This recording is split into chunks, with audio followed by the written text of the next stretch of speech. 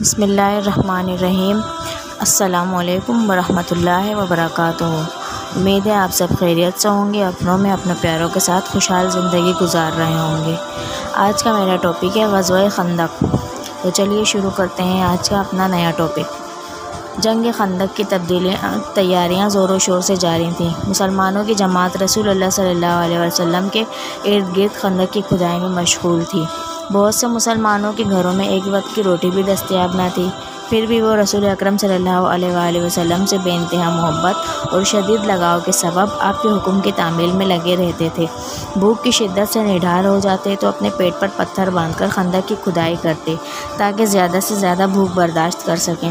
حتیٰ کہ رسول اللہ صلی اللہ علیہ وسلم نے بھی اپنے پیٹ پر بھوک کی وجہ سے پتھر باندھ رکھے تھے اور خندق کی کھدائی میں صحابہ کرام رضوان اللہ علیہم اجمعین کا ساتھ پورے انہماک کے ساتھ دے رہے تھے۔ حضرت ابو طلحہ رضی اللہ تعالیٰ عنہ کہتے ہیں، ہم نے رسول اللہ صلی اللہ علیہ وسلم سے بھوک کا شکوہ کیا اور اپنے پیٹ سے ایک پتھر بندھا ہوا دکھایا تو رسول اللہ صلی اللہ علیہ وسلم نے اپنے پیٹ سے 2 پتھر بندھے ہوئے دکھائے۔ جامعہ ترمذی مشکات مصابیح جلد نمبر 2 صفحہ نمبر 448۔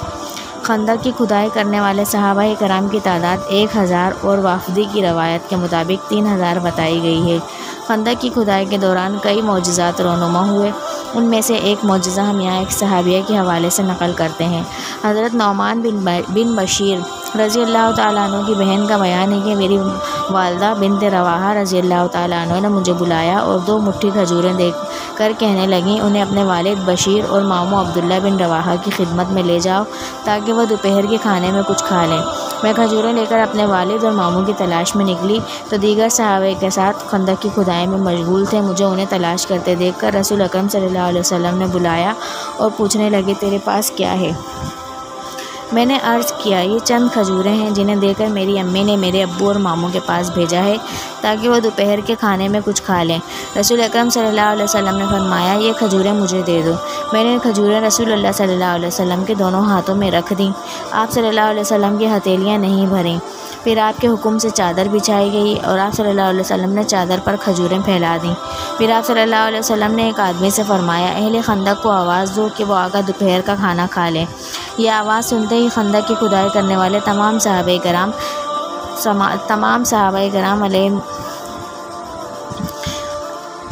آ کر دسترخوان پر حاضر ہوئے اور کھجوریں تناول کرنے لگے۔ اہل خندق کھجوریں کھاتے گئے اور وہ بڑھتی گئیں۔ سارے اہل خندق کھا کر واپس ہو گئے مگر کھجوریں تھی کہ کپڑے کے کنارے سے باہر گر رہی تھیں۔ واضح رہے کہ خندق کی کھدائی کے دوران اس قسم کی کئی معجزات برکات کا ظہور ہوا۔ تو ویورز، آپ کو اسی طرح کا ایک اور واقعہ سناتی ہوں۔ مکہ میں ابو سفیان بہت بے چین تھا، آج کچھ ہونے والا ہے۔ وہ بڑبڑایا، اس کی نظر آسمان کی طرف بار بار اٹھ رہی تھی۔ اس کی بیوی ہندہ جس نے حضرت امیر حمزہ کا کلیجہ چبایا تھا، اس کی پریشانی دیکھ کر اس کے پاس آ گئی تھی۔ کیا بات ہے، کیوں پریشان ہو؟ ابو سفیان چونکا، کچھ نہیں، طبیعت گھبرا رہی ہے کہ میں ذرا گھوم کر آتا ہوں۔ وہ یہ کہہ کر گھر کے بیرونی دروازے سے باہر نکل گیا۔ مکہ کی گلیوں میں سے گھومتے گھومتے وہ اس کی حد تک پہنچ گیا تھا۔ اچانک اس کی نظر شہر سے باہر ایک وسیع میدان پر پڑی۔ ہزاروں مشعلیں روشن تھیں، لوگوں کی چہل پہل ان کی روشنی نظر آ رہی تھی اور بھنبھناہٹ کی آوازیں تھیں جیسے سینکڑوں لوگ دھیمی آواز میں کچھ پڑھ رہے ہوں۔ اس کا دل دھک سے رہ گیا۔ اس نے فیصلہ کیا کہ وہ قریب جا کر دیکھے گا یہ کون لوگ ہیں۔ اتنا تو وہ سمجھ ہی چکا تھا کہ مکہ کے لوگ تو غافلوں کی نیند سو رہے ہیں اور یہ لشکر یقیناً مکہ پر چڑھائی کے لیے آیا ہے۔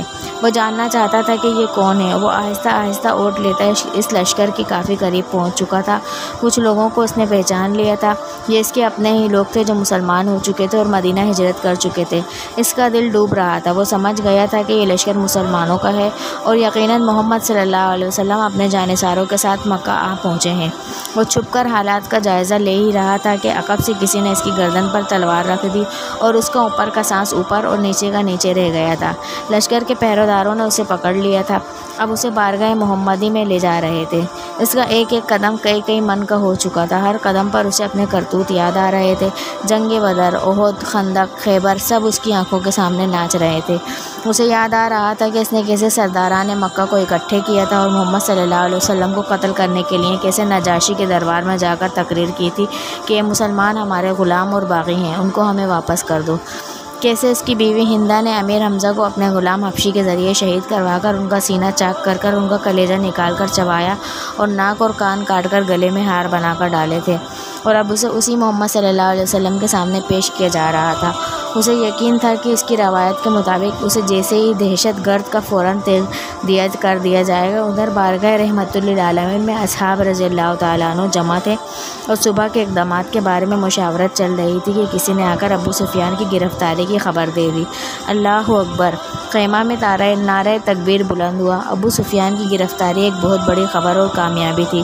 خیمہ میں موجود عمر بن خطاب اٹھ کر کھڑے ہوئے اور تلوار کو میان سے نکال کر انتہائی جوش کے عالم میں بولے، اس بدبخت کو تو قتل کر دینا چاہیے۔ شروع سے سارے فساد کی جڑ یہی رہا ہے۔ چہرہ مبارک رحمت للعالمین پر تبسم نمودار ہوا اور ان کے دلوں میں اترتی ہوئی آواز گونجی، بیٹھ جاؤ عمر، اسے آنے دو۔ عمر بن خطاب آنکھوں میں غیظ لیے حکم رسول کی اطاعت میں بیٹھ تو گئے، لیکن ان کے چہرے کی سرخی بتا رہی تھی کہ ان کا بس چلتا تو ابو سفیان کے ٹکڑے ٹکڑے کر ڈالتے۔ اتنے میں پہرے داروں نے بارگاہ رسالت صلی اللہ علیہ وسلم میں حاضر ہونے کی اجازت چاہی۔ اجازت ملنے پر ابو سفیان کو رحمت للعالمین کے سامنے اس حال میں پیش کیا گیا کہ اس کے ہاتھ اس کے امامے سے اس کی پشت پر بندھے ہوئے تھے، چہرے کی رنگت پیلی پڑ چکی تھی اور اس کی آنکھوں میں موت کے سائے لہرا رہے تھے۔ لب ہائے رسالت مآب صلی اللہ علیہ وسلم واہ ہوئے اور اصحاب رضی اللہ تعالیٰ عنہ نے ایک عجیب جملہ سنا، اس کے ہاتھ کھول دو اور اس کو پانی پلاؤ، بیٹھ جاؤ ابو سفیان۔ ابو سفیان ہارے ہوئے جواری کی طرح گرے ہوئے انداز میں خیمہ کے فرش پر بچھے قالین پر بیٹھ گیا۔ پانی پی کر اس کو کچھ حوصلہ ہوا تو نظر اٹھا کر خیمہ میں موجود لوگوں کی طرف دیکھا۔ عمر بن خطاب کی آنکھیں غصے سے سرخ تھیں اور ابو بکر ابن قحافہ کی آنکھوں میں اس کے لیے افسوس کا تاثر تھا۔ عثمان بن عفان کے چہرے پر عزیزاری کی ہمدردی اور افسوس کا ملا جلا تاثر تھا۔ علی ابن ابو طالب کا چہرہ سپاٹ تھا۔ اسی طرح باقی تمام اصحاب کے چہروں کو دیکھتا دیکھتا آخر اس کی نظر محمد صلی اللہ علیہ وسلم کا چہرہ مبارک پر آ کر ٹھہر گئی، جہاں جلالت و رحمت کے خوبصورت امتزاج کے ساتھ کائنات کی خوبصورت ترین مسکراہٹ تھی۔ کہو ابو سفیان، کیسے آنا ہوا؟ ابو سفیان کے گلے میں جیسے آواز ہی نہیں رہی تھی۔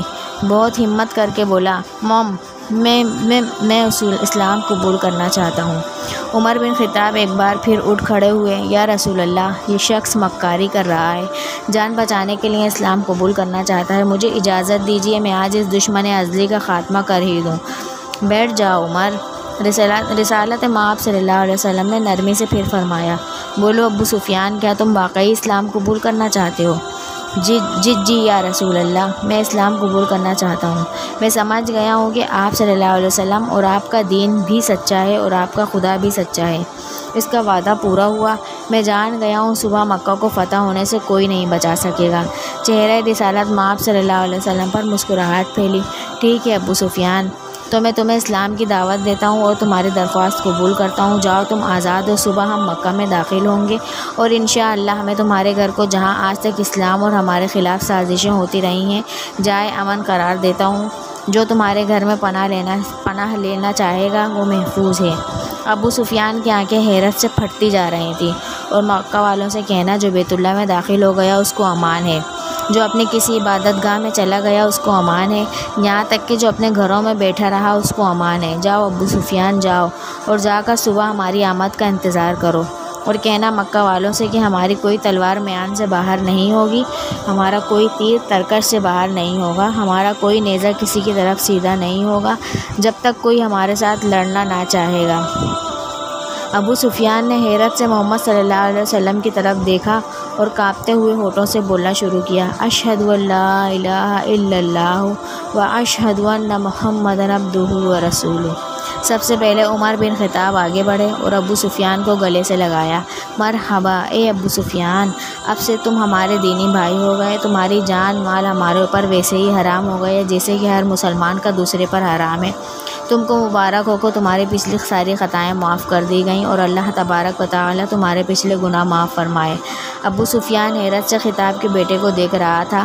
یہ وہی تھا جس نے چند لمحے پہلے جس کی آنکھوں میں اس کے لیے شدید نفرت اور غصہ تھا اور جو اس کی جان لینا چاہتا تھا، اب وہی ہے اس کو گلے لگا کر بھائی بول رہا ہے۔ یہ کیسا دین ہے؟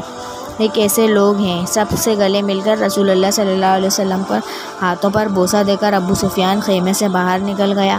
وہ دہشت گرد ابو سفیان کے جس کے شہر سے مسلمان آج تک تنگ تھے، انہی کے درمیان سے سلامتی سے گزرتا ہوا جا رہا تھا، جہاں سے گزرتا اسلامی لشکر کا ہر فرد، ہر جنگجو، ہر سپاہی جو تھوڑی دیر پہلے اس کی جان کے دشمن تھے، اب آگے بڑھ بڑھ کر اس سے مصافحہ کر رہے تھے، اسے مبارکباد دے رہے تھے، خوش آمدید کہہ رہے تھے۔ اگلے دن مکہ شہر کی حد پر جو لوگ کھڑے تھے ان میں سب سے نمایاں ابو سفیان تھا۔ مسلمان کا لشکر مکہ میں داخل ہو چکا تھا۔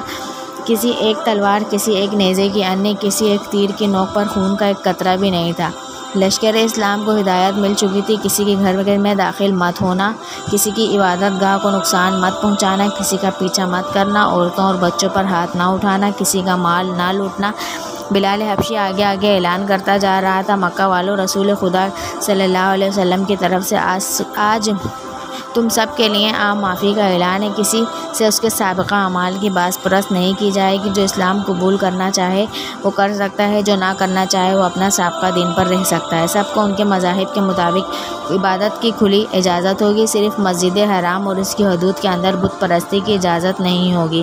کسی کا ذریعہ معاش چھینا نہیں جائے گا، کسی کو اس کی عرضی و جائیداد سے محروم نہیں کیا جائے گا۔ غیر مسلموں کو جان مال کی حفاظت مسلمان کریں گے۔ اے مکہ کے لوگوں! ہندا اپنے گھر کے دروازہ پر کھڑی لشکر اسلام کو گزرتے دیکھ رہی تھی۔ اس کا دل گواہی نہیں کر رہا تھا کہ حضرت حمزہ کا قتل اس کو معاف کر دیا جائے گا، لیکن ابو سفیان نے تو رات یہی کہا تھا کہ اسلام قبول کر لو، سب غلطیاں معاف ہو جائیں گی۔ مکہ فتح ہو چکا تھا۔ بنا ظلم و تشدد، بنا خون بہائے، بنا تیر و تلوار چلائے، لوگ جوگ در جوگ اور اس آفاقی مذہب کو اختیار کرنے اور اللہ کی توحید اور رسول اللہ صلی اللہ علیہ وسلم کی رسالت کا اقرار کرنے مسجد حرام کے صحن میں جمع ہو رہے تھے، اور تبھی مکہ والوں نے دیکھا اس ہجوم میں ہندا بھی شامل تھی، اور یہ ہوا کرتا تھا اسلام، یہ تھی اس کی تعلیمات، یہ سکھایا تھا رحمت للعالمین نے۔ تو ویورز، آپ کو یہ ساری سٹوری کیسی لگی؟ ہمارا دین اسلام مذہب بہت پیارا مذہب ہے، لیکن کچھ لوگوں نے اس کو غلط قرار دے دیا ہے، جس کی وجہ سے بہت سارے غلط کانسیپٹ ہو گئے ہیں۔ تو پلیز اپنے دین کی حفاظت کیجیے اور اپنے دین کی تعلیمات کے مطابق عمل کر کے امن و امان قائم کیجیے۔ میرا، آپ کا، ہم سب کا اللہ حامی و ناصر ہو۔ آپ کو، میری، ہم سب کو اللہ تعالیٰ ہم سب کی حفاظت کرے، ہمارے ملک پر رحم کرے اور ہم سب کو اپنے حفظ و امان میں رکھے۔ آمین برحمتک یا ارحم الراحمین۔ تو ویورز، اگر آپ کو میری ویڈیوز پسند آ رہی ہیں تو میرے چینل کو لائک کیجیے، شیئر کیجیے اور سبسکرائب کر کے بیل آئیکن لازمی پریس کر لیجیے۔ جزاک اللہ خیرا۔